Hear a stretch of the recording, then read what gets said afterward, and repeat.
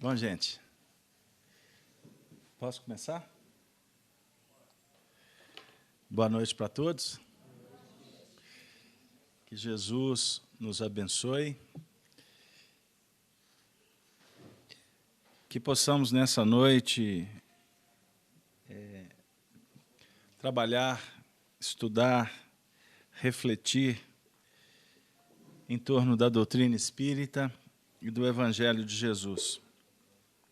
Hoje, nós estaremos realizando, portanto, o último encontro do ano na nossa casa.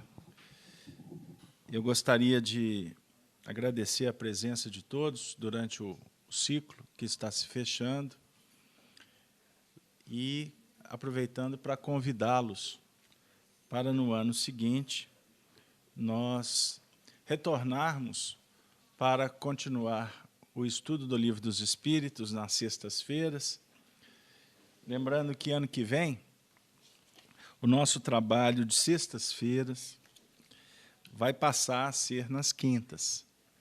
Então, não teremos mais a reunião de sexta-feira. Então, vocês estão convidados para virem, no caso, que quiserem continuar estudando o Livro dos Espíritos, na quinta-feira, e aqueles que também participam da reunião de quarta-feira aqui na FEAC, a reunião vai passar para a terça. Então, o que era sexta passou para a quinta, o que era quarta vai passar, portanto, para terça-feira.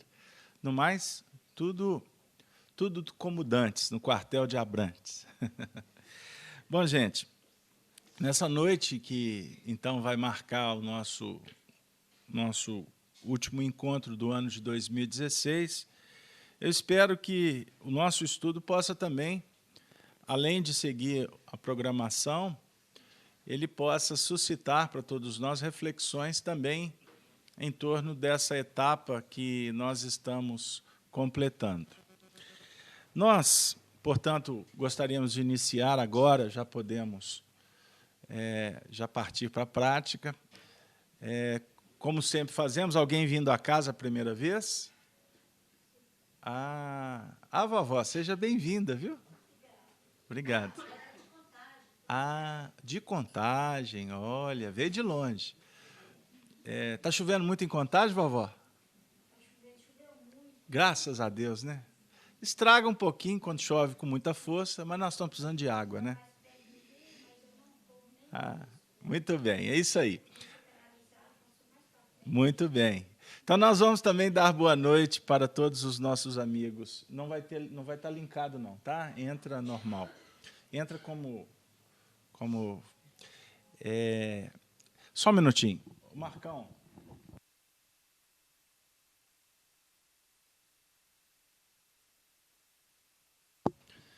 Desculpa, gente. É a última reunião do ano. Você está até com frio, né? Dor de ouvido. Então, vamos ver se a gente dá um jeito nessa dor de ouvido sua. E a gente abraça também os nossos amigos internautas que estão acompanhando através da Rede Amigo Espírita, da Rádio Brasil Espírita de Maceió, os amigos da FEAC. Temos os companheiros do chat que estão acompanhando a transmissão do YouTube. Enfim, vamos lá. Nós estamos trabalhando com a segunda parte do Livro dos Espíritos, no capítulo 1º. E estamos trabalhando o tópico Progressão dos Espíritos. Depois você abaixa só um pouquinho para mim. Nós vamos... Na última semana, nós trabalhamos a questão 116 e 117. E hoje o nosso programa é trabalhar 118 e a 119. Vou ler a questão 117, que foi trabalhada na última semana, e o tema da última semana foi Instrução, Educação e Transformação. E hoje o tema nosso é uma pergunta, aliás, mérito sem luta? Então vamos lá, pergunta 117. Depende dos espíritos apressarem o seu progresso rumo à perfeição? Resposta. Certamente, eles a alcançam mais ou menos rápido. conforme o seu desejo e submissão à vontade de Deus. Uma criança dócil não se instrui mais depressa do que uma criança rebelde? Então, essa pergunta ela já oferece para nós um subsídio importante na nossa introdução. Até para fazer uma conexão com a última semana, aqueles que estiveram aqui.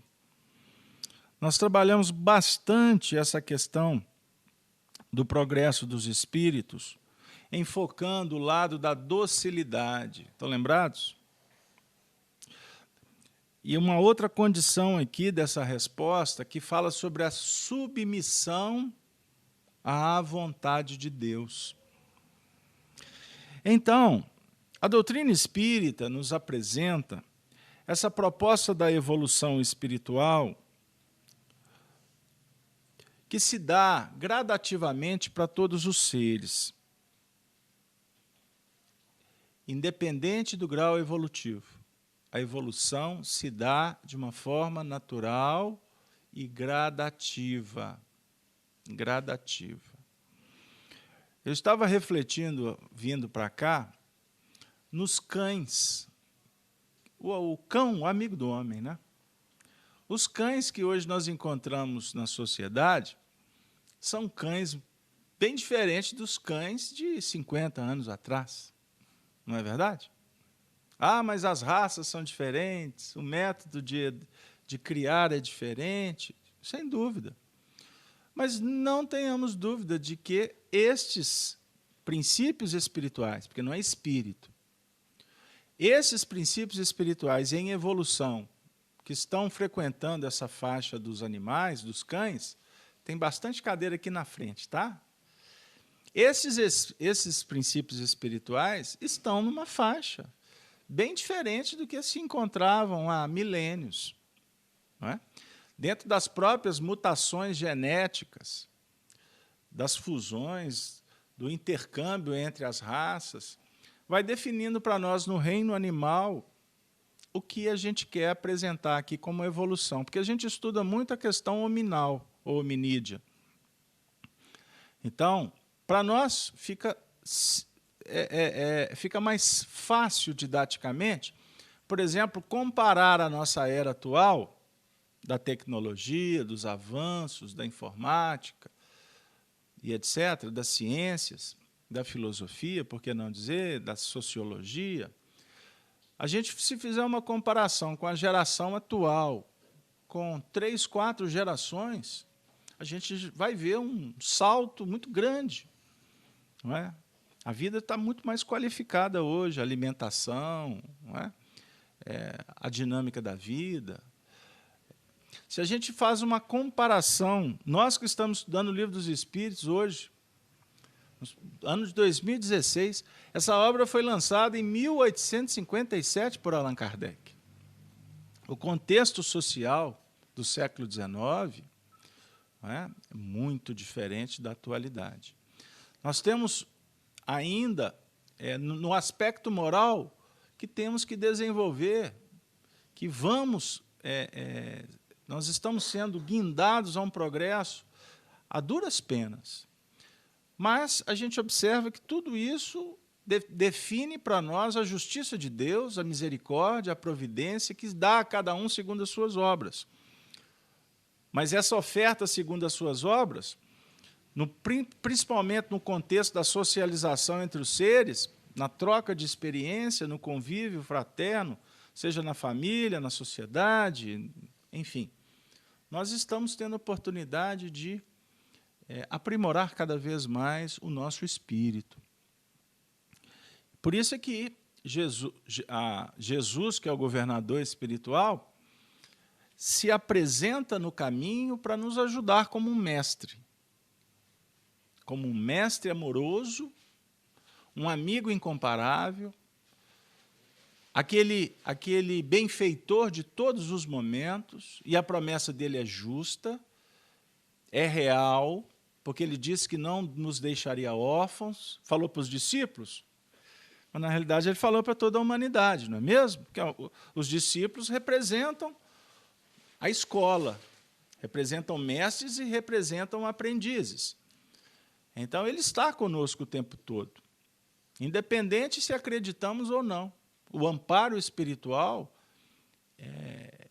hoje é, para nós, bem prático, né? A gente está vendo isso em cada momento da nossa vida, né? Então, os benfeitores se apresentam para nos auxiliar como mestres, como amigos, como aqueles que, de alguma forma, nos faz recordar da paternidade divina, para que nós nos sintamos reconfortados, estimulados, induzidos para continuar a caminhada. Tem momentos que sentimos temos aquele sentimento de orfandade, temos aqueles instantes emocionais de decepção, de angústia, não é? De tristeza, de aflições, mas temos também os momentos de alegria, de tertúlias, de prazer, de alegria. E, aliás, diga-se de passagem, nós precisamos, e os Espíritos nos concedem isso. Isso é legítimo. Nós precisamos de aprender que a evolução espiritual ela se dá por um impulso que define sentimentos como o da alegria. O Emmanuel apresenta Jesus para nós como um campeão da alegria. Observem bem. Enquanto os religiosos apresentam aquele movimento de espiritualidade, muitas vezes debaixo de sofrimento, de sacrifícios absurdos, que define uma total incoerência. Deus, no ato da criação, ele definiu para nós que nós seguiríamos um caminho e voltaríamos para aquela condição do ato da criação, porém em novas bases, com novo entendimento, com novos sentimentos, concepção de vida. Por isso é que quando nós falamos em Deus, quando nós discursamos sobre Deus, a gente tem dificuldade, muitas vezes filosófica, para expressar a bondade dele. Por isso é que é muito mais indicado para nós procurarmos Deus nas bases do sentimento. Naquele momento em que você recebe um afago, um beijo, uma mão que se estende, um presente que chega quando você menos espera, são movimentos que a vida faculta para todos nós, exatamente para que nós nos sintamos como filhos de Deus. Não é? E isso ninguém vai te explicar, ninguém vai detalhar o que só a percepção íntima, só esse mergulho na própria intimidade, que vai nos colocando diante dessa verdade. O que é a verdade? Deus. A verdade é a vida. A verdade é o caminho que você está seguindo. Se você quiser abrir mão das concepções religiosas, filosóficas, siga o teu caminho tendo fé. Busque, aprenda, lute, porque a vida vai te premiar.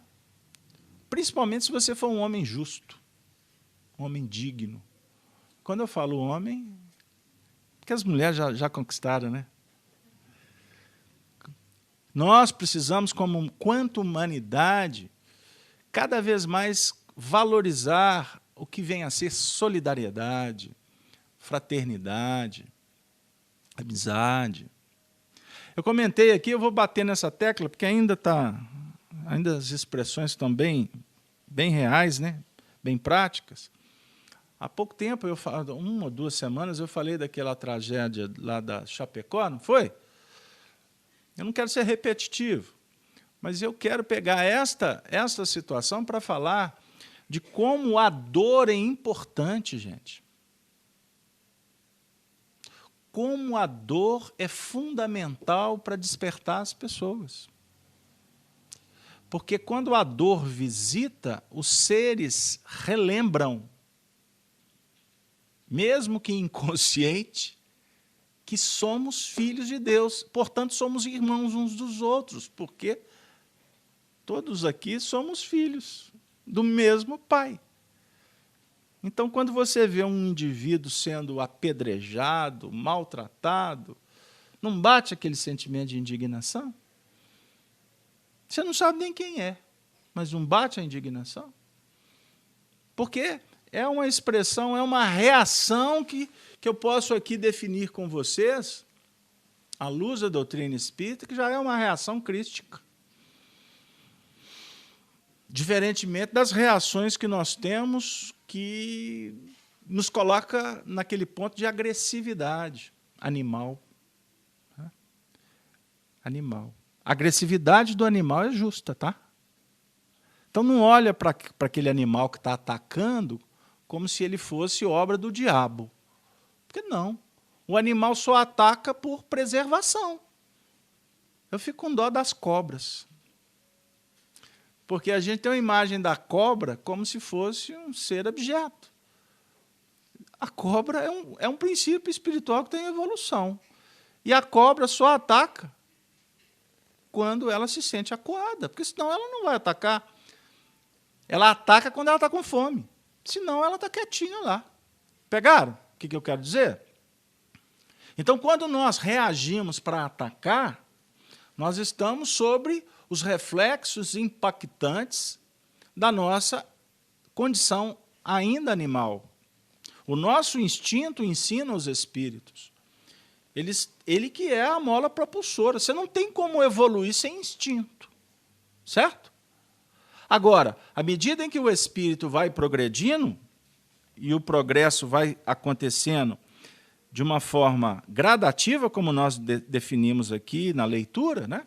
Na interpretação do texto, o progresso vai acontecendo de uma forma mais ampliada e com mais profundidade quando nós passamos a nos submeter à vontade de Deus. E aí é que entra a complicação.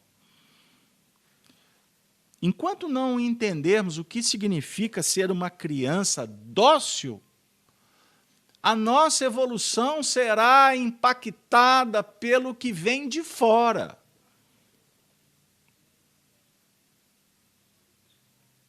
Pegaram lá? Por que alguém bateu a porta na sua cara?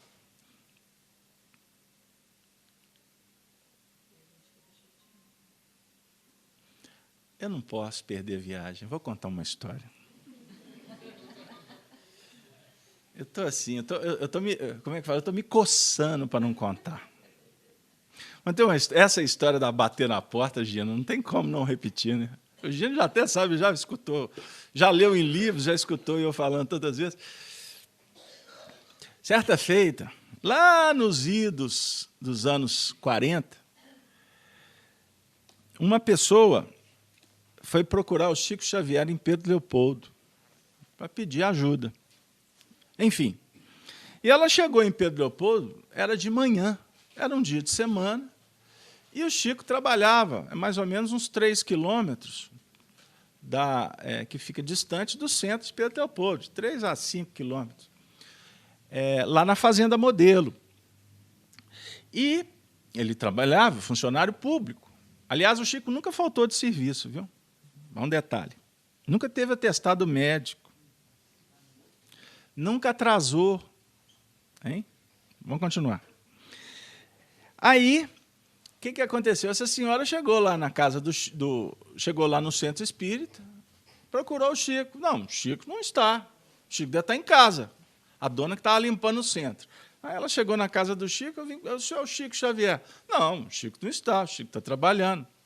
Onde que ele trabalha? Ah, trabalha lá na Fazenda Modelo. Enfim, essa senhora pegou lá uma charrete, um táxi, um cavalo e foi lá para a Fazenda Modelo. E lá na Fazenda Modelo tinha uma ordem expressa do senhor Rômulo Joviano, que era o diretor da Fazenda, lá do Ministério da Agricultura, que proibia o Chico Xavier atender no horário de trabalho, porque ele estava ali para cumprir a missão dele. Era funcionário público, uma tarefa digna, principalmente para quem realmente exerce o mandato de um funcionário público, porque é remunerado para isso. E faz com amor, com dignidade, com seriedade, com entrega. O Chico Xavier fez isso.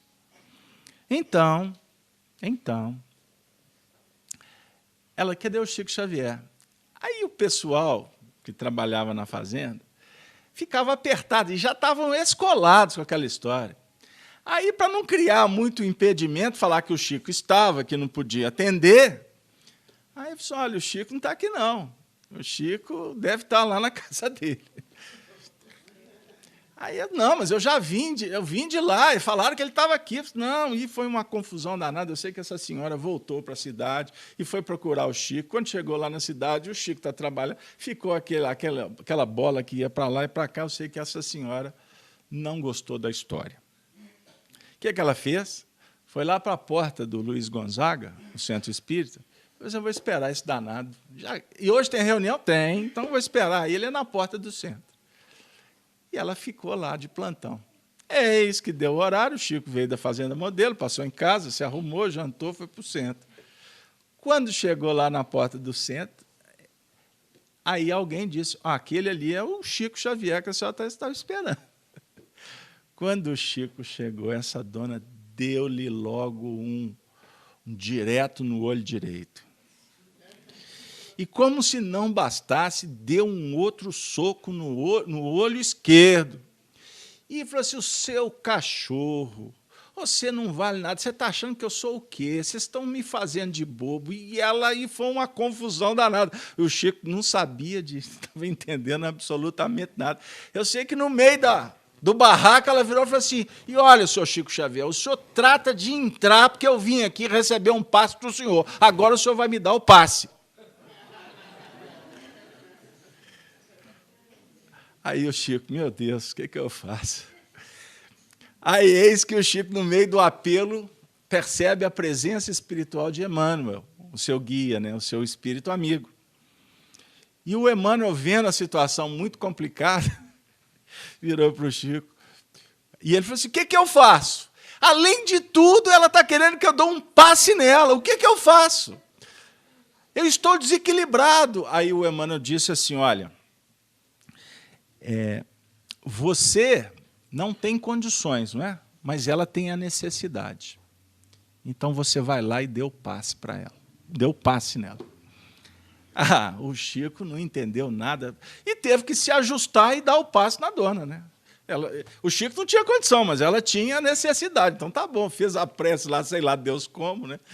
Deu o passe na senhora e tal. E aí ela ficou mais calma, tinha reunião, e o Chico, com aquela doçura toda, acabou o problema. Beleza. Agora que vem o melhor. No dia seguinte, o Chico Xavier vai trabalhar, vai cumprir a sua missão na Fazenda Modelo.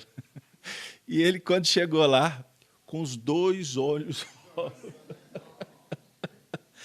Aí o seu Rômulo Joviano virou para o Chico e falou assim, uai, Chico, o que é isso no seu olho? Senhor Rômulo, ontem eu cheguei da tarefa muito tarde, cansado, o senhor sabe como é que é. Eu fui e bati a cara na porta. Aí o senhor Rômulo virou e falou, mas dos 2 lados? Dos 2 lados? Essa história é ótima. Então, e ela encaixa aqui para nós. Encaixa perfeitamente. Porque nós estamos falando aqui de doçura, não estamos? Estamos falando de obediência. E aí é que entra o problema. Porque a gente não sabe. A gente tem dificuldade de entender o que é submissão. Submissão à vontade de Deus. Porque submissão, muitas vezes, a gente acha que é ser subserviente. Não é? Tolerar tudo como se tudo tivesse certo e sem reação, sem busca, sem operação, sem investimento. Não é bem assim. Nós precisamos de entender que todos nós temos um desafio na vida. Nós temos obrigações a cumprir. Cada um tem a sua missão. Portanto, cada um tem a sua cota de responsabilidade, tem o seu limite, tem a sua possibilidade de fazer. Mas nem tudo que a gente quer fazer, a gente pode fazer. Nem tudo que a gente quer, a gente deve fazer. Existem algumas reflexões importantes que precisam de ser apimentadas aqui para nós. Não é? Porque nem tudo que eu quero, eu posso. Não foi o Paulo de Tarso quem disse? Tudo é lícito, tudo eu posso, mas nem tudo me convém. Então, no desafio evolutivo, nós estamos aqui para descobrir o que nós precisamos mesmo. O que nós devemos mesmo realizar. Pegaram lá? Aí vem uma conversa importante aqui.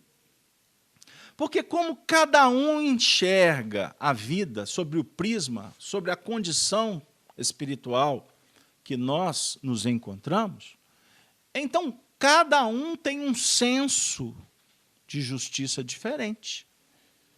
Cada um aprecia de uma forma bem específica. Nós podemos estar assistindo aqui o mesmo quadro, podemos estar assistindo o mesmo filme, né? Mesmo filme, só que a interpretação é diferente. Tem a ver com o seu lado emocional, com a sua bagagem, com a sua experiência. Tudo isso influencia na interpretação. Então, é importante a gente perceber com isso o seguinte, que nós precisamos, como aprendizes, como espíritos que estamos entendendo que existe um princípio fundamentado chamado progresso. Na lei de progresso, cada um de nós, portanto, temos liberdade para optar, para escolher, para definir a caminhada nossa. O tempo que nós vamos empreender, não é? Os valores que nós vamos utilizar, tudo isso está nas nossas mãos, não está? Nem tanto, Carlos Alberto, porque, por exemplo, eu não posso escolher a minha família, não é? Porque eu tenho minha mãe e meu pai, eu tenho meus irmãos, não fui eu que escolhi. Mas eu posso, Carlos Alberto, escolher meus amigos? Pode. Mas a sua família você não tem mais jeito de escolher, não. Nossa Senhora, que coisa ruim, então, hein? Aí o outro vai falar assim, nossa, graças a Deus, eu tenho uma família maravilhosa, o problema é os meus amigos. Então, observem bem, cada um vai se posicionar de uma forma que ele está respondendo, que ele está sentindo diante da vida. Então, tem pessoas que estão felizes com a família, tem outros que não estão. Tem pessoas que estão felizes nos seus empregos, outros não estão. E tem aqueles que são os eternos insatisfeitos, no sentido do movimento da rebeldia. Porque você está insatisfeito no sentido de eu não estou satisfeito com a minha possibilidade, com a minha capacidade de escolher. Eu quero melhorar a minha capacidade de escolher. Então, vamos dizer assim, é uma insatisfação positiva, certo? Agora, se você fala assim, eu sou insatisfeito com tudo. Eu não gosto de mim mesmo, eu não gosto da minha família, eu não estou satisfeito com o que eu ganho. Aí, nós estamos nos deparando com um processo patológico. Existe aqui uma disfunção. Existe aqui um componente complicado. Por que o indivíduo é insatisfeito com tudo? Aí a gente começa a refletir, por exemplo, sobre orgulho, podemos falar sobre vaidade. Pegaram aí? Agora, a gente não se contentar, por exemplo, com o conhecimento é positivo. Você quer conhecer mais, isso é favorável. Olha, você tem uma família ótima, mas você quer que a sua família seja melhor ainda. Que você gostaria muito de favorecer para que as relações estejam mais qualificadas. Então, essa insatisfação é positiva, porque você vai movimentar para fazer, para promover, para convidar, para exemplificar. Pegaram lá? Por que nós viemos à reunião espírita? Porque nós estamos insatisfeitos com alguma coisa, certo? Nós queremos modificar algo. Por isso é que eu vim à reunião espírita. Eu vim aqui porque eu estou com um problema de saúde. Então, você vai estar querendo cuidar da sua saúde. É positiva a sua vinda. Eu estou aqui porque eu estou insatisfeito com os meus relacionamentos. Eu quero ver o que é possível fazer para melhorar. Então, a vinda sua aqui, ela é positiva. E por aí vai. Então, nós temos que verificar o que é possível fazer que nos compete fazer. o que não é possível fazer, que está para além dos nossos limites. Então, o que é possível fazer, vê se vocês concordam. O que é possível fazer significa que está sob a sua responsabilidade. Agora, o que não é possível fazer significa que está sob uma jurisdição que não te compete. No nosso caso aqui, a jurisdição que nós estamos nos referindo é a jurisdição divina.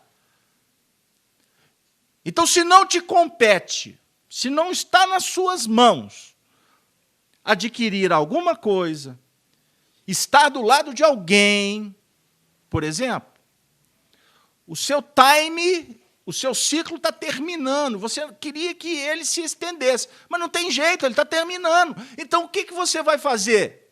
Se rebelar? Ser dócil. Agora eu vou conversar com os meus amigos mais idosos. Vocês novos aí, a turma jovem, não se preocupe. Agora eu vou falar com aqueles idosos que estão com cabelo branco igual o meu. Hein? Adianta brigar? Pode pintar. Pode pintar o set. Pode fazer a cirurgia disso, daquilo. É legítimo, é. Pode querer fazer de tudo, pode procurar o elixir da longa vida. Mas você vai morrer igual eu. Aí eu vou perguntar para você. Agora o papo é sombrio. Véspera de Natal, quem sabe é o último. Ela já até levantou. Eu estou achando que por isso que a galera não gosta de sentar aqui na frente. Senta todo mundo lá atrás. Se o negócio começar a apertar demais, ó, perna para quem te tem. Hein? Pois é. Outro dia um mandou e-mail, não, Casalberto, você deve gostar da morte, porque vai falar dela. Eu não gosto dela, não. Mas eu estou numa casa espírita. Para falar de espírito, eu tenho que falar da morte, não tem? Eu não tenho que falar da alma do purgatório? Não, a alma do purgatório é coisa de católico, né? Melhor não? Mas eu posso falar das almas que se encontram em sofrimento no mundo espiritual, não posso? Eu tenho que falar, gente. Eu não posso, não, eu tenho que falar, é obrigação minha. Primeiro, porque foi de lá que eu vi. Segundo, que é para lá que eu vou. Então, como é que eu não vou falar? Eu tenho que encarar a minha realidade. Ou vocês acham que eu vou para as regiões... Eu vou para Sírios com o William? Vou pegar a nave, vou para as regiões superiores? Não. Eu vou enfrentar os desafios que eu preciso, porque o mundo espiritual reflete a minha realidade. Eu vou ficar fugindo? Eu vou ficar passando blush? Era rouge, né? Rouge, agora é blush. Eu vou ficar passando esmalte, base, né? Vou pintar o cabelo. Eu já não tenho problema nenhum, não, tá? Mas não adianta eu pintar o cabelo, fazer isso, fazer aquilo, porque eu vou chegar no mundo espiritual e eu gostaria de dizer que lá não tem salão de beleza. Não tem. Não tem. Nossa, quem trabalha não é, no salão de beleza já está se sentindo desempregada no mundo espiritual. Não se preocupe, você vai cuidar de outra coisa.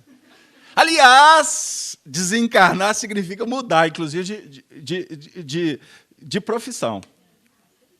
O nosso amigo Manuel Alves, é muito engraçado, Manuel Alves, lá da União Espírita Mineira, ele fala o seguinte, olha, quando a gente desencarna, o seguinte, se você cuida de cavalo, do lado de lá você vai cuidar do esterco.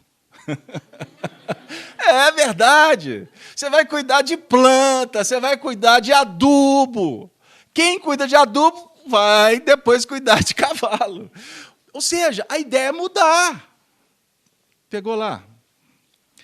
E, com isso, o assunto vai tomando uma direção que elucida com muita clareza o que é se rebelar, o que é se apegar. Porque, muitas vezes, a gente se rebela porque está apegado. Entendeu? Por que muitas vezes a gente se desespera com um acontecimento que não foi competência nossa administrar? É exatamente porque é afetado o nosso sentimento de posse, de orgulho. Tá, mas pode envolver também, Carlos Alberto, a questão do sentimento que a gente tem com as pessoas. É lógico, uma coisa está ligada à outra. Mas por ignorar, nós nos desesperamos. Agora eu vou falar sério, mas para a gente pensar. O advento da desencarnação, ele para nós é um grande emblema. Eu vou falar morte, porque a palavra morte ela já tem um peso bem materializado, bem específico. Porque falar desencarnação para muitos aqui nem sabe o que significa. Vamos falar a morte, tá bom, a morte. A morte para nós é um grande fantasma, que amedronta. Agora, por que a morte nos desautoriza tanto? Por que a morte ela significa para nós aquela condição complexa que nos amedronta, que nos causa insegurança?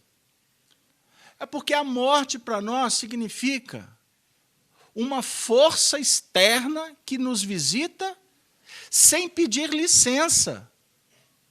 E que a morte representa para nós um fator chamado limite, muito importante. Que aqui na Terra a gente vai tendo esses convites para entender o limite de uma maneira muito tênue. Agora a morte não. A morte, quando sobrevém, tem que fechar a tampa mesmo, não adianta. Pegaram lá o que eu quero dizer? Então, agora, para quem tem um entendimento, e eu não estou dizendo entendimento por informação, não, tá? Espíritas, não pense que os espíritas dominam, porque não dominam. A maioria só tem, hoje, a condição de seguir uma doutrina espírita. Mas a maioria dos espíritas estão no mesmo barco, na mesma condição de bilhões de espíritos que não conhecem. Explica melhor, eu vou dizer. Não basta você ter informação que a vida prossegue. Não basta.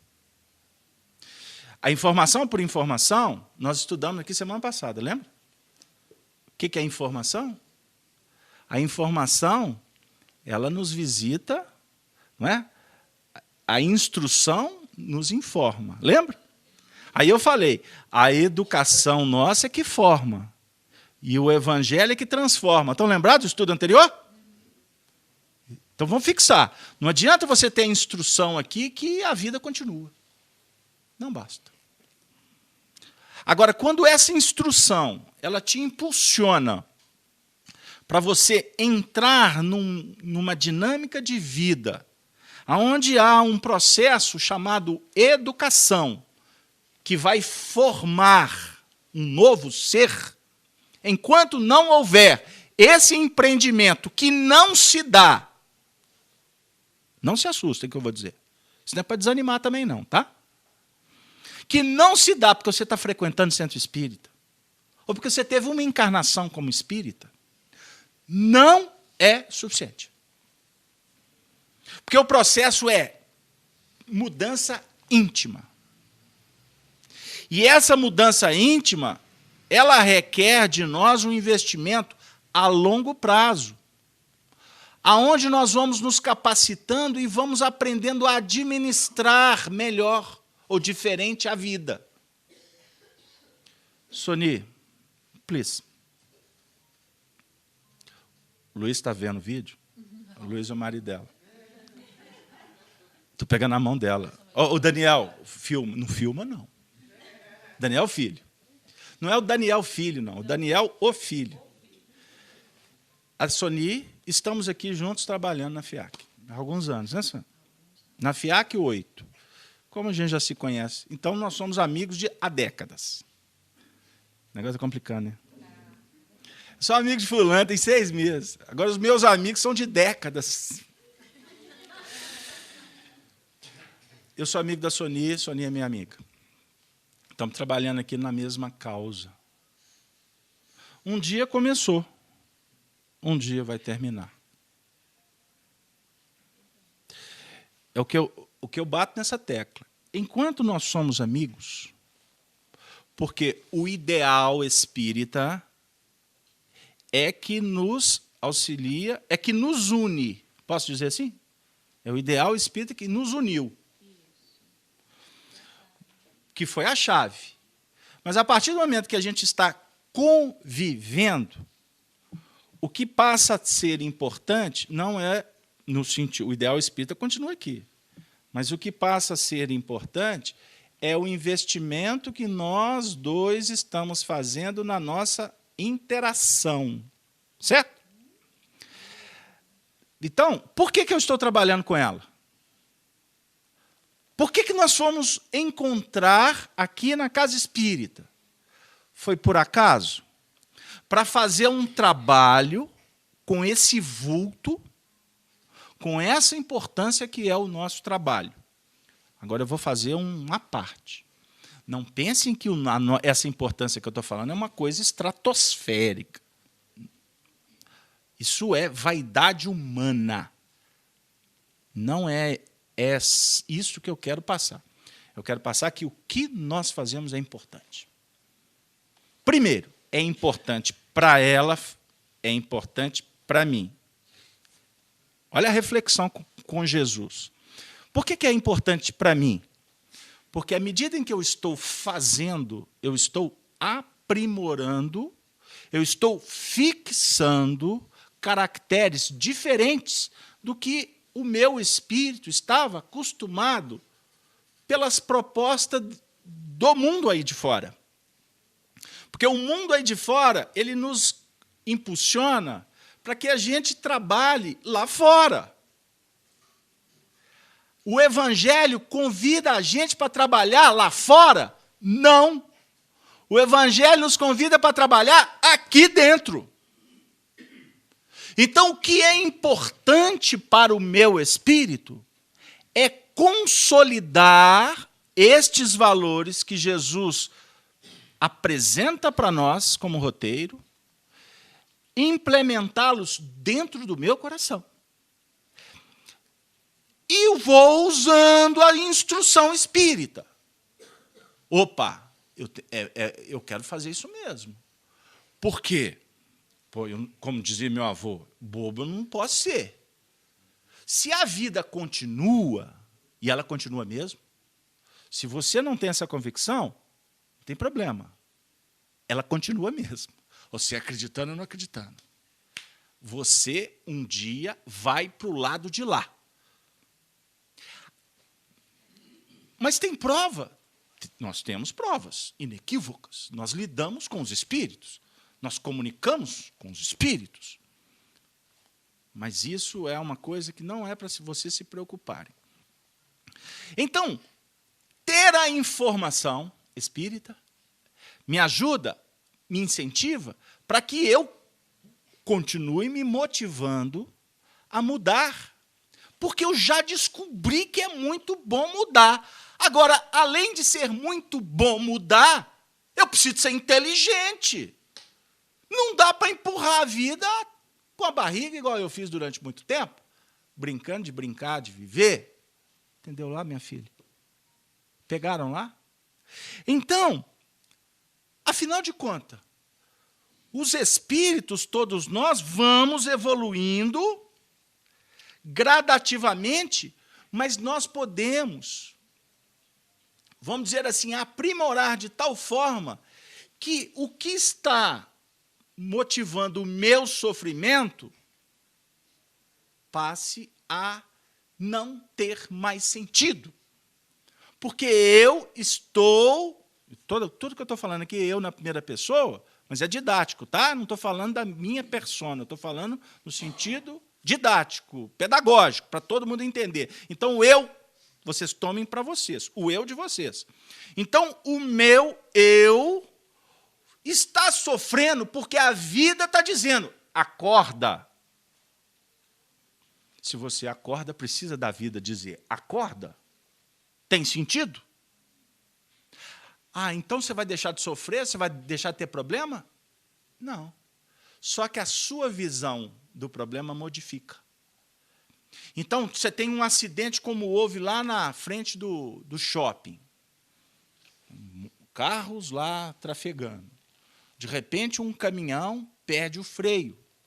Vocês viram? Quem não sabe, não se assusta. Mas aconteceu. Se bem que hoje em dia, com a internet, todo mundo fica sabendo tudo na mesma hora. Não é? Aí teve uma que virou para mim e falou assim, fulano, ele deve estar lá no acidente, olha aqui as fotos. Eu falei assim, ele não está lá não, é porque as fotos circulam com uma velocidade grande. Não é verdade? É o mundo globalizado. Quer dizer, ninguém pode dizer que não sabe. Todo mundo está sabendo. E fica sabendo uma velocidade impactante, constrangedora. Então, ao invés da gente estar desesperado porque aconteceu o acidente, você sabe qual que é a reação crística? Você tem a notícia. A reação crística, ela é a da sensibilidade diante da dor do outro, porque você passa a solidarizar com a dor do outro, mas não no sentido de que a dor do outro vai te matar. Você vai morrer com ele. A dor do outro se transforma numa mola propulsora para você ir lá para o local do acidente para ajudar todo mundo. Pegaram lá como é que o Cristo opera? É assim que a luz se faz. Você não fica perdendo tempo. Ai, não mereço. Ai, que desespero. Acabou tudo. Os espíritos superiores operam aonde tem dor. Então, nós só iremos vencer a dor lidando com a dor e adquirindo a capacidade de superar a dor. Pegaram lá? Marco Aurélio, os espíritos podem degenerar? Pergunta 118. Viu, Marco Aurélio? Marco Aurélio não é um espírito desencarnado. Marco Aurélio é o técnico. É a produção. É porque nos programas de televisão o pessoal tem um ponto e fala assim, a produção. Produção é um. Nós aqui também temos um. Então, a produção, os espíritos podem degenerar? Não. À medida em que avançam, compreendem o que os distanciava da perfeição. Quando o espírito termina uma prova, fica com o conhecimento que adquiriu e não esquece mais. O espírito pode permanecer estacionário, mas não retrograda. Retrograda. Pegaram aí? Esse princípio é um princípio doutrinário que está embutido na lei de progresso. Entre outras palavras, o espírito progride sempre. Mas, contudo, todavia, porém, nada obstante, o espírito pode estacionar. Pode. Papai do céu, lembra da criança dócil? Da criança dócil que obedece, que é submissa à vontade de Deus? Agora vamos falar de uma criança rebelde? Eu não vou, não adianta, viu, papai do céu? Aí ele tira a calça, pisa em cima, fica dando chilique. O espírito está retrogradando? Ele está dando um passo para trás? Não. O espírito não perde as suas aquisições. Jamais. Em nível intelectual, em nível emocional, sentimental, espiritual. Então, gente, a gente vai entender. Vamos para a prática. Eu não falei da morte? Lembra? Vocês já observaram como que cada um reage de uma forma diferente diante da morte? Existem pessoas que já me procuraram para dizer assim, Carlos Alberto, eu estou em pânico. Eu falei assim, por quê? Olha, eu estou me sentindo um espírito tão atrasado. Eu falei assim, por quê?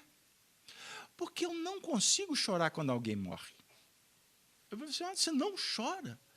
Não, o que você sente? Eu sinto saudade, eu sinto alguma coisa assim, como se estivesse te tirando alguma coisa de mim. Mas assim, eu não consigo compreender como que existem pessoas que ficam tão desesperadas, desequilibradas, ficam com comportamentos assim tão estranhos. Aí eu digo assim, você que está atingindo o grau de normalidade. Porque a pessoa, muitas vezes, se sente anormal. Porque o comportamento é diferente. Aí muitos me falam assim, essas manifestações. Você sabe que eu já até fingi que estava chorando. Eu falei, minha filha, não preocupa, que tem as carpideiras que até ganha dinheiro para chorar. Não é isso? Então, você não está demonstrando ou deixando de demonstrar que gosta ou que não gosta de alguém por conta da sua manifestação diante do fenômeno da partida do indivíduo. Pegaram lá? Então, existem pessoas que se desestruturam, literalmente. E todos nós aqui, por certo, temos registros na nossa memória de cenas, inclusive, desagradáveis. Não é verdade? Que pode ter acontecido até no velório, no enterro de pessoas muito ligadas a nós. Quem sabe nós outros aqui não poderemos lembrar que nós também já tivemos um comportamento assim? Então, é importante, por que o indivíduo tem tanta maturidade para lidar com o fenômeno da morte? Por quê? Ele não se lembra, mas ele tem isso guardado com ele. Ele sabe que não existe morte. Porque todos nós já morremos muitas vezes. Inclusive, quero dizer que tem pessoas que têm pânico do ambiente, porque inconscientemente já viveram experiências traumáticas, mas não sabe. Mas o espírito reage com repulsa. Não, eu não dou conta. E não sabe por quê.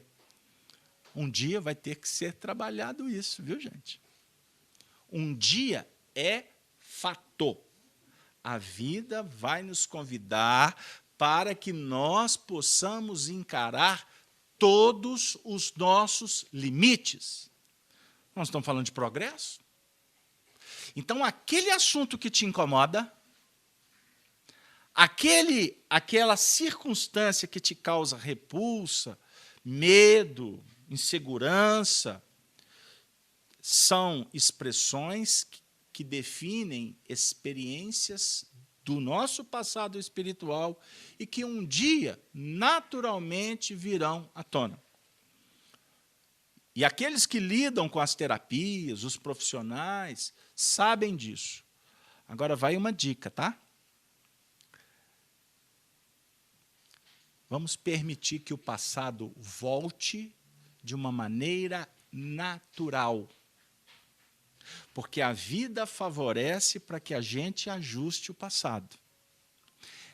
Em casos muito especiais, existem profissionais que, quando abalizados pela moral, pela conduta evangelizante, possuem respaldo do alto para favorecer a pacientes que possam relembrar ou reviver experiências pregressas com um fim terapêutico. Mas a vida indica que tenhamos muita prudência com esse assunto. Porque muitas vezes nós não somos convidados a sempre ouvir 2, 3 expressões ou condutas ou pareceres médicos, quando você não vai fazer uma cirurgia, não é assim, Denise? Então, vai ser qualquer um que você vai permitir que entre dentro da sua intimidade ou que te leve para um determinado ambiente que a gente não sabe se ele está com a condição de autoridade máxima para promover isso para um paciente. Eu estou falando de terapia de vidas passadas, tá? Então, um assunto delicadíssimo. Porque, inclusive, tem muita gente que brinca com isso. Fica querendo saber o que foi no passado.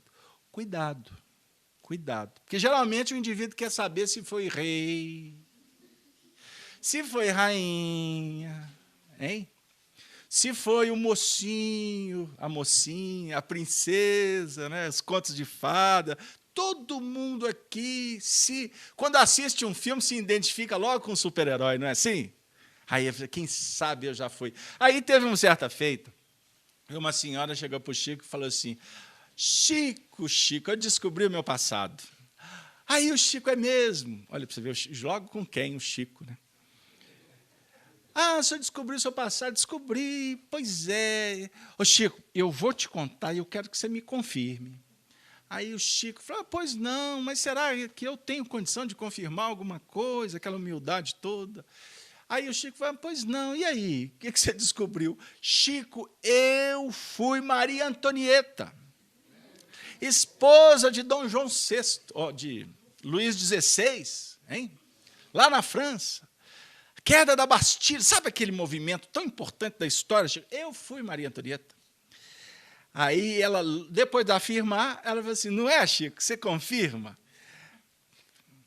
Aí o Chico olhou para ele e falou assim, minha irmã, é bem possível que nós todos tenhamos sido os reis, rainhas. Aí o Chico já foi logo desviando a conversa, né?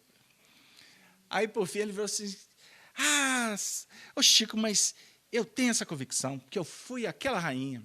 Aí o Chico logo emendou, não realmente, possivelmente você pode ter sido uma rainha. Porque, geralmente, os vassalos, não é? Aqueles que viviam, os camponeses, as lavadeiras, aquelas serviçais dos palácios, todas já estão no céu. E aqui entre nós, nesse mundo de tanta dificuldade, está a nobreza reencarnada, cheia de orgulho, de vaidade, de presunção. Então, gente, é interessante a nossa reflexão no seu sentido de que as nossas aquisições, elas estão conosco. E o nosso psiquismo opera pensando estas experiências a todo momento. Cada surpresa da vida, todos nós, damos cada sacada na vida, descobrimos cada coisa que estava arquivada, que nós mesmos, muitas vezes, nos surpreendemos. Já aconteceu isso com você? Você não sabe de onde você tirou um coelho dentro de uma cartola que você nunca imaginava que existia. Mas está tudo aqui dentro, as suas experiências. Pegaram lá? Então, coisas positivas, coisas negativas, é o nosso passado espiritual. Então, por isso é que o convite do Evangelho é para que nós possamos operar no bem. Porque realizando, trabalhando nessas frequências da caridade, nós estaremos o quê? Colocando, introduzindo, fixando valores novos, positivos. Então, vamos pensar assim, na nossa intimidade, quanto mais valores positivos que nós formos guardando, menos espaço vai sobrando para aquilo que não presta. Deu aí? Então, esta é a dica, porque quanto mais o tempo vai passando com as experiências positivas, nós não teremos, no grande futuro, que ficar assim, se esforçando tanto para seguir Jesus. Porque seguir Jesus não é tarefa simples. Seguir Jesus é uma tarefa complexa. Agora, seguir César, seguir os ídolos da terra, a gente segue inconscientemente. O nosso comportamento, muitas vezes, espelha, reflete o comportamento daqueles que nós elegemos como os referenciais. Pegaram lá? Caso Alberto não é bem assim, não, porque o meu referencial é Jesus. Será? Nós estamos nos identificando com ele, por enquanto, por sintonia. A gente está aqui estudando as lições do Evangelho. A doutrina espírita está abrindo para nós o que Jesus ensinou. Mas, por enquanto, é um projeto filosófico. Porque mal a gente consegue tirar 1 hora da semana para visitar alguém no hospital, não é verdade? Quantos momentos da sua semana é dedicado para cuidar de alguém? Eu sei que aqui tem muita gente que está dando uma vida pelo semelhante. Aqui temos muito. Em casa, por certo, estão nos acompanhando agora. Estou vendo ali ao vivo 73 pessoas só no chat. Então, o alcance dessa transmissão aqui atinge milhares de pessoas aqui em pouco tempo. Então, eu gostaria de dizer que tem muita gente dando a vida e estão nos acompanhando. E eu me sinto envergonhado. Eu me sinto envergonhado. Porque a gente faz muito pouco, amigo. A nossa cota de contribuição é nada, perto de tantos corações que deram tudo por nós. Vai na sua família. Você vai encontrar apóstolos ali que não tinham nomes de santos, mas tiveram comportamento tal qual, né? Vamos refletir. Eu preciso de fazer a questão 119, está no programa. Deus não poderia isentar os espíritos das provas que devem sofrer para chegarem à primeira ordem? Lembra que a gente falou da escala espírita? A primeira ordem é dos espíritos puros. Então, a pergunta é assim, Deus não poderia isentar os espíritos das provas que devem sofrer para chegarem à primeira ordem? A gente não está falando das provas que todos nós temos que vencer para ir graduando a nossa alma? A pergunta é, Deus poderia retirar essas provas? Isso estaria alterando o processo da nossa evolução? Aí a resposta chega dentro do próprio contexto que define a proposta da noite. Se eles, no caso os espíritos, tivessem sido criados perfeitos, não teriam mérito para desfrutar das benesses dessa perfeição. Onde estaria o mérito da luta? Aliás, a desigualdade que existe entre eles é necessária às suas personalidades. E depois, as missões que eles cumprem nos diferentes graus da escala estão nos desígnios da providência para a harmonia do universo. Então, essa questão aqui, muito interessante, porque ela volta ao início do que nós falamos na introdução da reunião. Para vocês verem. E eu não li. Hoje eu não tive tempo de ler. Eu estou estudando aqui com vocês. Ok? Define o quê? Por que existe desigualdade? Vamos começar do fim. Por que existe desigualdade? Por que cada espírito, cada um de nós, ocupa um grau diferente na evolução e estamos juntos? Você imaginasse se todos nós estivéssemos na mesma linha evolutiva? Se todos nós estivéssemos ocupando o mesmo cargo, a mesma posição espiritual, o que um iria aprender com o outro? Entenderam aí atrás? Por que existe a diversidade? Porque cada um está numa condição diferente. Nós lidamos com a diversidade porque na diversidade é que a gente vai sendo convidado a enxergar o outro lado da moeda. Você vê a vida de um jeito, o outro vê de uma outra forma. Vocês dois trocarem a experiência, a visão, a maneira de interpretar a vida, um vai ajudando o outro. Pegou aí? Então, e o que inclusive explica, justifica, por que muitas vezes nós nos encontramos em ambientes tão adversos, tão inóspitos, tão difíceis. A definir que a gente não tem merecimento ainda de estar num ambiente de plenitude. Nós ainda não estamos merecedores de conviver com almas que nos planificam. É para desanimar, né, Casalberto? É para animar ou para desanimar, Gerson? Eu até, se vocês me permitem, eu vou dizer que não é nem para desanimar e nem para animar. É para a gente compreender. Agora, o ânimo, ele tem a ver com a compreensão. Entendeu? A maneira com que você vai compreender a vida é que você terá, portanto, elementos para buscar força, para buscar coragem, para buscar sentimento, para poder valorizar. Sabe?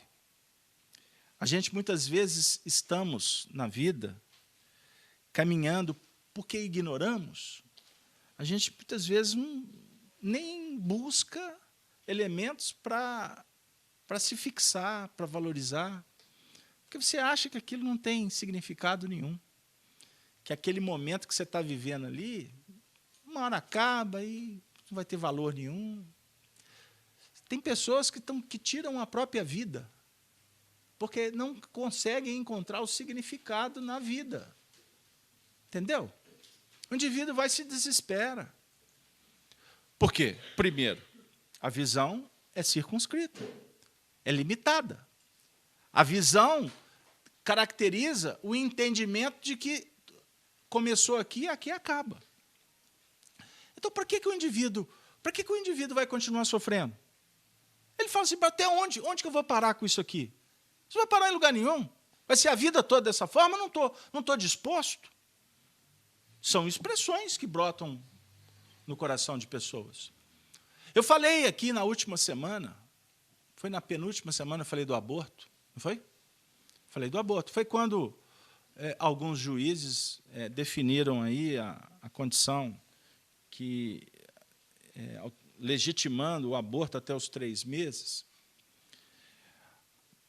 Eu comentei sobre isso. Crianças anencéfalas, não é isso? Ou fruto de aborto, não foi comentado aqui? Quantos depoimentos que nós encontramos, quantos depoimentos que a gente encontra na história, entram na internet. Há pouco tempo eu assisti um vídeo de uma americana que ela iria ser abortada, aconteceu uma série de circunstâncias que o aborto não foi levado a efeito, e hoje ela é uma pessoa que está fazendo uma campanha pelo mundo afora contra o aborto. Então, hoje, no nosso movimento espírita, nós estamos conversando já em outras bases. Por quê? É complexo você se movimentar para mudar leis diante de um painel que as leis são aprovadas diante de interesses que a gente desconfia, acha muito estranho. Ou vocês acham que quem está com interesse em favorecer a indústria do aborto está interessado apenas analisando o lado humano das pessoas? Será que é só isso? Será que não tem interesses que extrapolam o entendimento da boa-fé dos homens da terra? É assim que muitas dessas leis são aprovadas. Então, hoje, o que a gente discute? Nós vamos bater de frente com essas pessoas que estão lá com prazo de validade que está acabando, porque, inclusive, essa geração destes homens que só pensam neles mesmos, eles têm prazo de validade, tá, gente? Não precisam de vocês se desesperarem. Pode ser que nós e os nossos filhos não tenhamos a condição de vê-los longe de Brasília, porque nós não temos esse merecimento. Porque se nós estamos vendo esses quadros, é porque eles refletem a realidade da sociedade brasileira. Isso é fato. Nós não podemos abrir mão disso. Porque senão fica só o jogo de pedra. Pedra no telhado de vidro. Então, a corrupção ela acontece nas bases e se reflete lá. Isso é fato. Graças a Deus, o movimento de mudança ele está acontecendo, e ele acontece na base, não é lá em cima, não. Pegaram o que eu quero dizer? Como é que nós vamos ver um mundo diferente? Quando mudar a família. Quando os pais entenderem que eles não estão aqui para brincar de ser pais. Porque por que o relacionamento muda depois que o filho nasce? A mulher perdeu o encanto, porque agora ela é mãe. Aí o outro já começa a olhar depois da cerca. Aí agora inventaram cerca elétrica, né? Mas já tem método para pular cerca elétrica. Aí, por que daqui a pouco a mãe joga o neto, terceiriza o neto? Aí vai viver todo mundo regaladamente, como adolescentes. Quantos aí com 40, com 50, com 60, com 70, que estão tendo vida de menino de 18 anos de idade? Por que isso? Porque o que está sendo priorizado é César. As mesmas orgias das termas romanas na sociedade. Porém, hoje tem Wi-Fi, WhatsApp, tem selfie. O comportamento é o mesmo, só mudou o requinte. Pegou? O que eu estou dizendo? Então, como Emmanuel afirma, muda-se a ribalta, mas o palco, mas os personagens somos os mesmos. Entenderam? Então, se nós que estamos estudando Espiritismo, fizermos um esforço para estudar história, e eu digo, bato nessa tecla, Espiritismo tem a ver com matemática e com história. Matemática da vida. Vou ficar por aqui, que senão eu só vou falar de matemática. E história, porque nós precisamos de entender a história para entender o que está acontecendo agora. E para projetar a história futura. Porque a história do futuro, ela tem artífices, ela tem responsáveis, somos nós. Observem bem. Existe mérito sem luta? O tema nosso é esse. Mérito sem luta? Tem? Então, como que você planeja? Como que nós podemos planejar o nosso futuro? Primeiro, vai aqui a dica. Procure estudar história. A sua história. Estuda a história da sua família. Observe os comportamentos. Eu brinco com os meninos, olha, quando for casar, saiba que você vai casar com a família. Mas ele só olha para ela para ele. Então, você vai casar com a família. Não é? Aí tem gente... eu outro dia atendi um aqui que falou assim, eu tenho que lutar por ela. Aí eu falei assim, Jesus, que coisa maravilhosa, romântica. E elas, os namorados, ela só falta pegar o papel, rasgar, jogar no lixo, embolar, já falou que não quer nada com ele, ia dizer, eu quero lutar por ela. É uma questão de honra. Aí eu falei com ele, vai que eu estou te vendo. Ele saiu daqui falando, fui. Porque ele olhou para mim e falou assim, esse cara é doido. Eu falei assim, ele tem razão. Daqui uns 30 anos você vai relembrar do que eu te falei. Você não tem que lutar por ninguém. Fácil não. Nós temos que lutar. Lembra que eu falei aqui há pouco tempo? O mundo está falando para você ser vitorioso aí fora. Você pode ter muitas vitórias, mas um dia tu vai ser derrotado. É da lei. A filosofia indica, procure vencer a si mesmo, que você se tornará invencível. Vença a você mesmo, que você se tornará invencível. Ninguém te afeta. As coisas lá de fora não encontrarão condições de te derrubar, porque não tem sentido te derrubar. Ou vocês acham que a lei da vida objetiva derrubar um espírito como Francisco de Assis?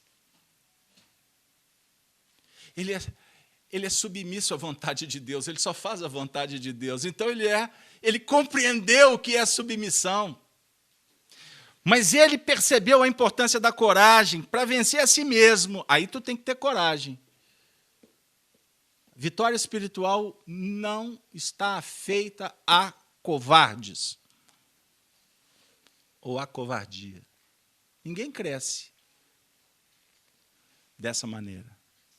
Só que tem um detalhe. Existe a coragem e existe o medo. Aí eu preciso de falar do medo. Existe o medo importante e o medo desnecessário. O medo importante é aquele que diz assim, vai, mas saiba que tu tem um limite.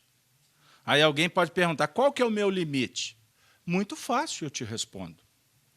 O seu limite vai definir aonde começa o espaço, o limite do outro.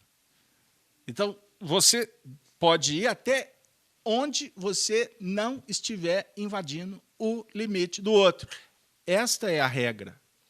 Inderrogável. Quando ferir esta regra, sofrerás. Na mesma dimensão de que tu empreendesse para invadir o espaço do outro. Quando alguém te convidar para entrar no espaço dele, não entra. É a dica. Não entra. Porque vai entrar, vai se dar mal. Pegou lá? Mas ele é tudo. Ele, ela. É você e Deus.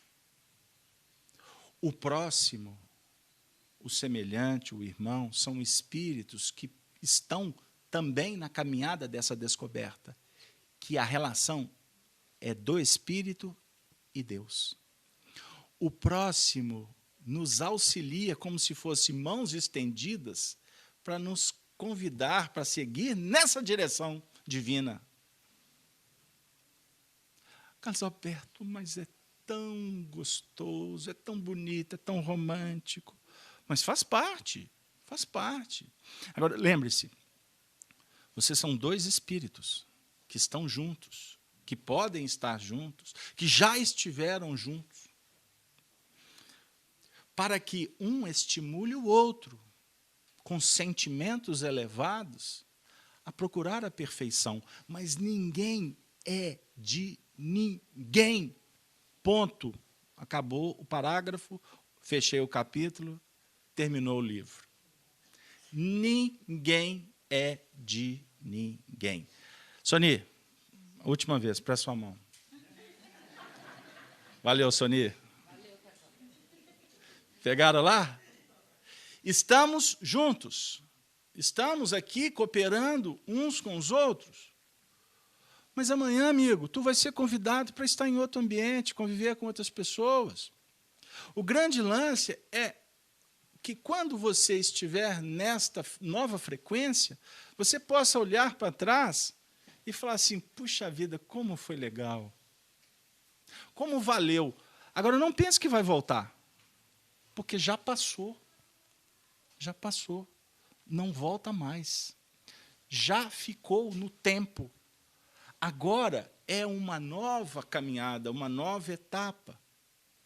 E quando a gente começa a trabalhar nessa busca, nessa sintonia, frequências elevadas, a gente modifica aquele sentimento que antes era de posse e passa a trabalhar num sentimento de valorização, num sentimento de libertação, que é extremamente importante.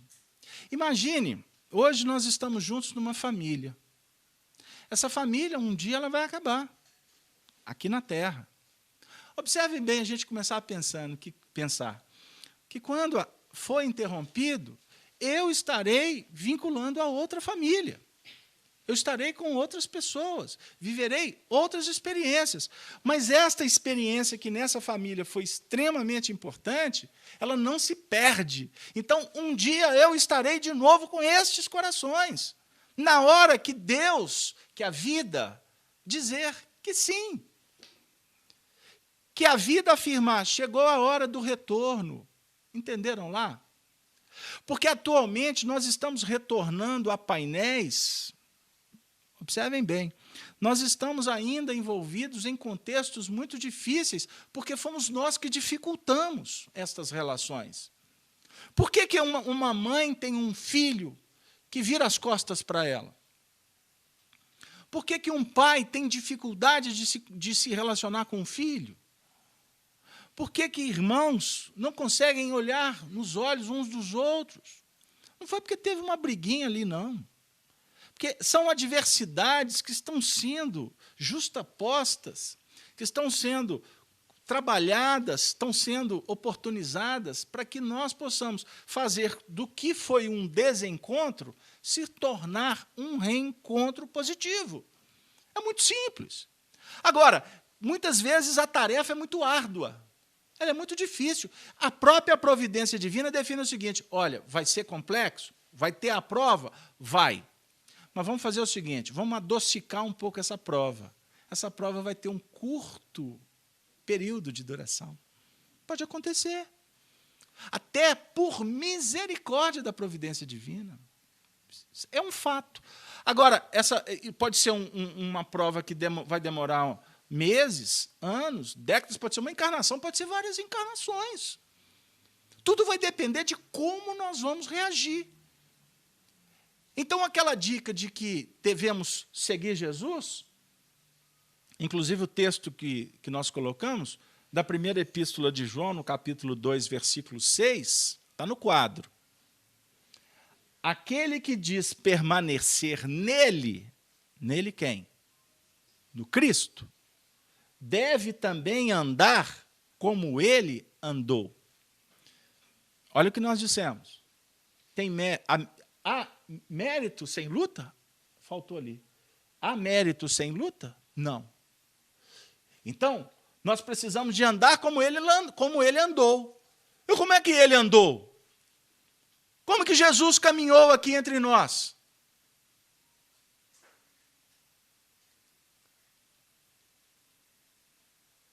Amando, servindo, compreendendo, abençoando a todos.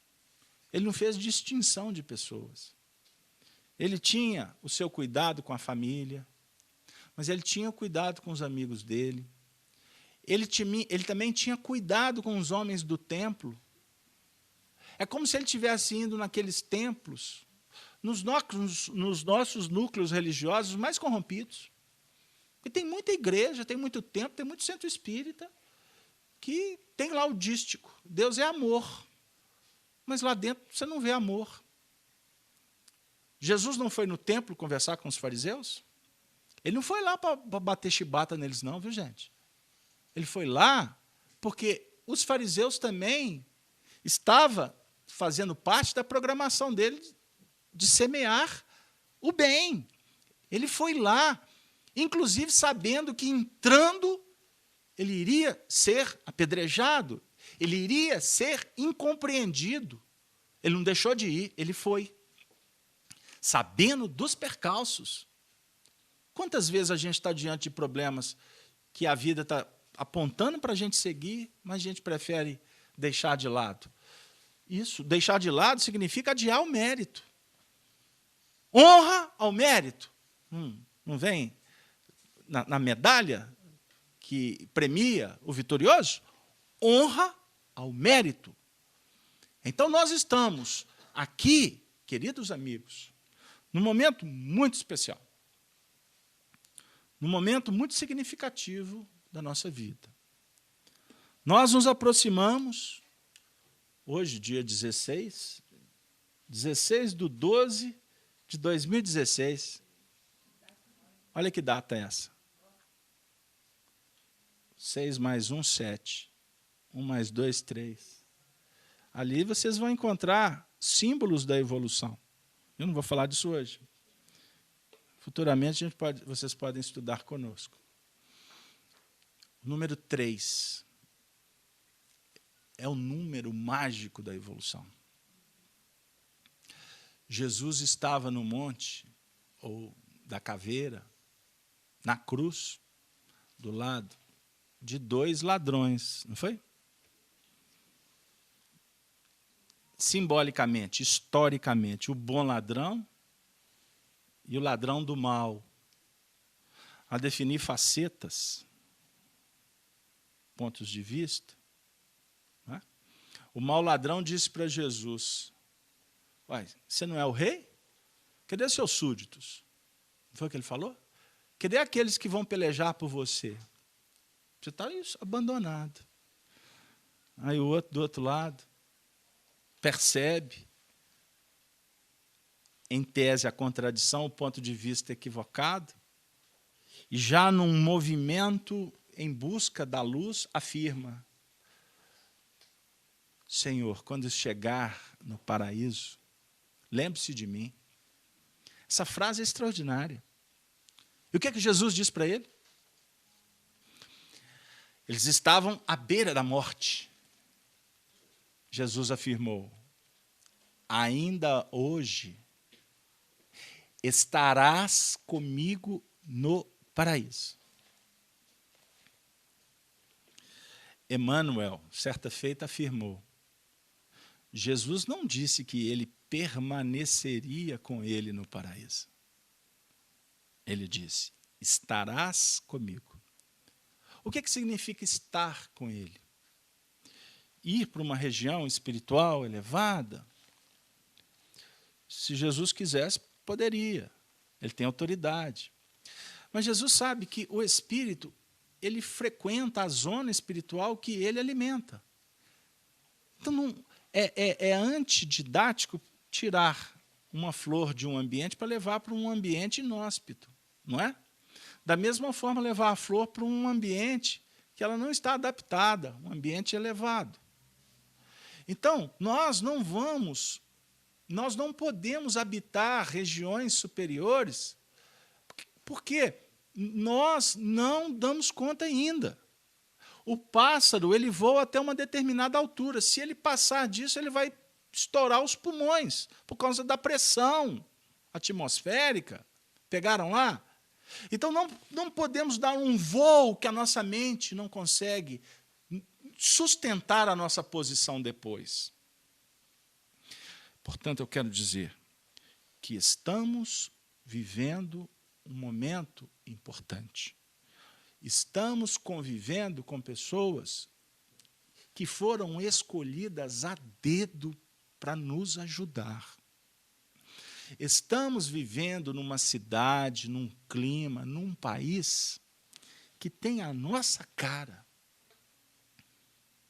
Se estamos passando por uma onda de crise, de mudanças, de profundas transformações em todos os setores da humanidade, e que muitas vezes o sentimento é de fragilidade, de impotência, de medo. Imagine, você hoje trabalhar a vida inteira para ter uma aposentadoria lá na... Eu queria dizer para vocês que está certa a indignação, mas a realidade da aposentadoria nos Estados Unidos é a mesma da que eles estão querendo implantar aqui. Os sistemas previdenciários dos países estão todos no fundo do poço. Então, eu quero dizer para vocês o seguinte, que o estado confuso de dificuldade está no mundo inteiro.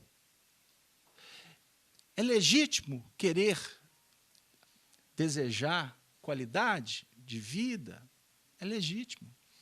Mas vamos perceber também de que Deus está a amparar a todos e que nós teremos o que nós precisamos. E bem-aventurado aquele que vive com o que precisa. Porque se a gente aprende a ter uma vida digna, com o mínimo que a providência divina nos premia, nós poderemos ser felizes do mesmo jeito. Agora, se a gente entra nessa onda do crime psíquico, porque é um crime, fomentar medo, dúvida, violência, traições, isso é um crime. Então, quem fomenta o sistema midiático que nos abalroam, que vergastam a nossa intimidade com coisas tão complicadas, cada um vai responder diante da sua própria consciência. Então, quem encarcera pessoas será encarcerado amanhã. Se encarceram de uma forma psicológica, sociológica, econômica, vão responder na mesma proporção. Agora eu quero dizer, é muito melhor, viu? Em tese, ser vítima do que ser algoz. E quando nós reagimos para sobrepor os algozes, nós estaremos entrando na mesma sintonia que eles podem estar frequentando, porque eles não vão permanecer lá sempre. Aí um filho falou para o pai: "Ô pai, eu acho que eles deviam matar todos os corruptos do Brasil." Aí o pai olhou para o filho e disse assim: "Pois é, meu filho, poderia resolver uma questão. Mas você já parou para pensar, então, que só ficariam assassinos?" Não se resolve as questões com violência. Todos os problemas precisam serem compreendidos para que possamos tentar trabalhar soluções. Então, vamos voltar os nossos olhos para, efetivamente, o que nos compete. O que nos compete como cidadãos? Agir conforme nós acreditamos que é o melhor. Então, eu fui dizer lá atrás, e agora eu concluo conseguindo chegar onde nós queríamos.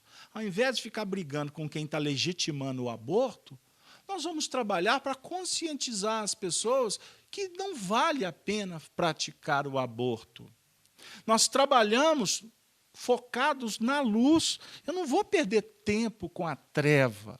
Eu não vou ficar discutindo o sexo dos anjos com quem não está disposto, com quem está, muitas vezes, robotizado, está fanatizado com pontos de vista. Não é assim que nós vamos mudar o mundo. Nós vamos mudar o mundo quebrando as barreiras, os muros. Nós vamos mudar o mundo aprendendo a sonhar. Porque quem não sonha é um homem morto. E sonhar é legítimo. E nesses momentos do final do ano, fica sempre aquela imagem que John Wister Lennon traduziu numa poesia intitulada Imagine, quando ele afirmou que ele era um sonhador, mas que ele não era o único. Então vamos todos juntos sonharmos com um mundo melhor. Trabalhar Jesus no nosso coração, procurando fazer com que as atitudes sejam como a que ele nos ofereceu como exemplo. Cuidando do âmbito das nossas responsabilidades e semeando para todos os corações a fraternidade pelos exemplos, a paz pelo comportamento, o carinho quando carinhosos, a amizade quando amigos. Vamos sair pelo mundo para dizer para as pessoas que o mundo está progredindo, sim. E que nos próximos dias a cristandade universal comemora o nascimento de Jesus Cristo, o Natal. Que nós sabemos que ainda é uma comemoração muito materialista, aonde que o aniversariante acaba se tornando o menos considerado. Porque o que nós consideramos é o símbolo do materialismo que o Natal enseja. Então, possamos trabalhar de sorte que o aniversariante seja realmente o objeto das nossas atenções. E o objeto das nossas atenções, Jesus, ele está no olhar, no coração, na mente de todos aqueles que convivem conosco. Nós gostaríamos de desejar a todos vocês, aos nossos amigos da Rede Amigo Espírita, que nos acompanham agora, através da transmissão ao vivo, os companheiros da Rádio Brasil Espírita, os amigos da FEAC, agora da Novos Horizontes, não é? O portal que a gente vai estar lançando aí em breve.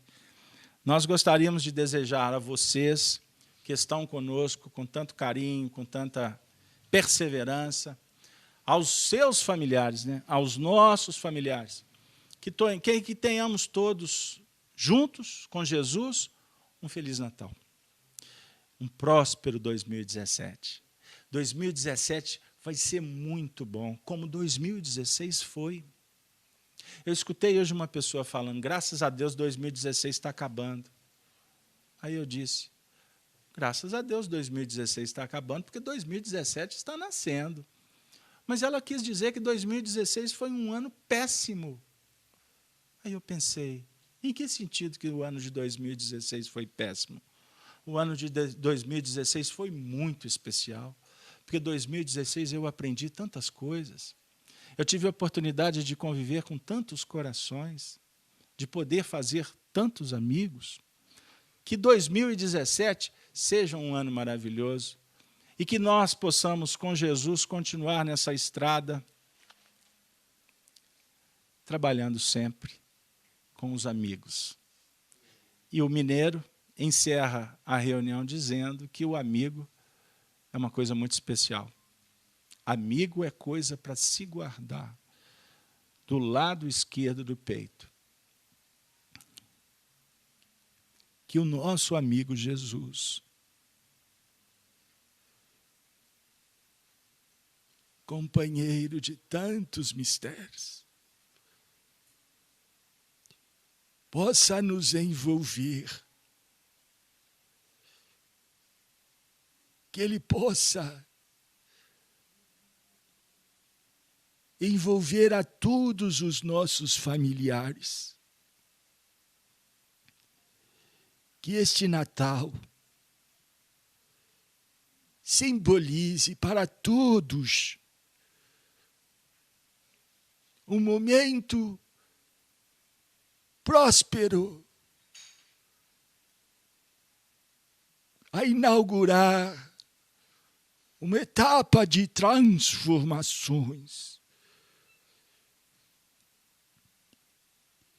e que possamos, meus queridos irmãos,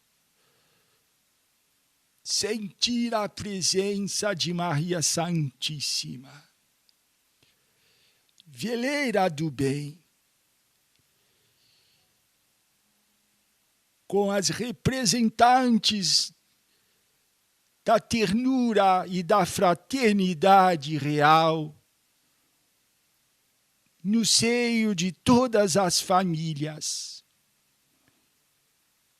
Pois esse núcleo bendito que há de sustentar, que há de fundamentar, portanto,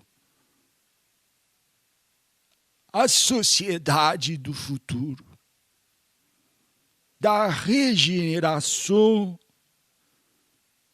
dos corações de toda a humanidade terrena. Dias melhores estão a caminho daqueles que abrirem os portais da alma para que Jesus, nosso Senhor e Mestre, se faça diminuindo o sofrimento e esclarecendo para vencermos as nossas trevas, chamada ignorância, presunção, vaidade. E assim, nós nos despedimos, augurando, portanto, dias de fraternidade, de igualdade e de irmandade entre os povos. Que assim seja.